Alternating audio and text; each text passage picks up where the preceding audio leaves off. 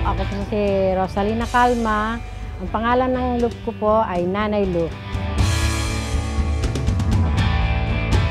Nag-alaga kami ng fancy pigeon. Siguro ay nagsimula ng 2012. Yung anak ko ang nag-aalaga noon.